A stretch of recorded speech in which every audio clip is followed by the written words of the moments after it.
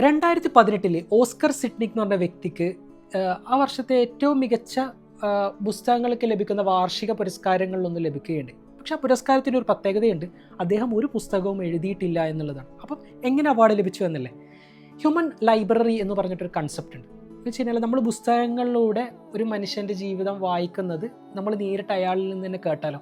എന്ന് വെച്ച് കഴിഞ്ഞാൽ പുസ്തകങ്ങൾ പല ജോണറുകളുണ്ടാവും അല്ലേ? യുദ്ധത്തിൽ നിന്ന് ഇരകളായവർ, ന്യൂനപക്ഷങ്ങൾ, അല്ലെങ്കിൽ ആദിവാസികൾ, പല രീതിയിൽ വേട്ടയാടപ്പെട്ടവർ, ഇവരൊക്കെ പുസ്തകങ്ങൾ എഴുതിയിട്ടുണ്ടാവും. അപ്പം ഈ പുസ്തകങ്ങളൊക്കെ വായിക്കുന്നതിന് പകരം അവരിൽ നിന്ന് നേരിട്ട് നമ്മൾ കേൾക്കാൻ കഴിഞ്ഞാൽ നമുക്ക് ചില കാര്യങ്ങൾ അവരോട് ചോദിച്ച് ക്ലാരിഫൈ ചെയ്യാനൊക്കെ നമുക്ക് പറ്റും എന്നുള്ളതാണ്. അപ്പം അങ്ങനൊരു കോൺസെപ്റ്റ് ഉണ്ട്.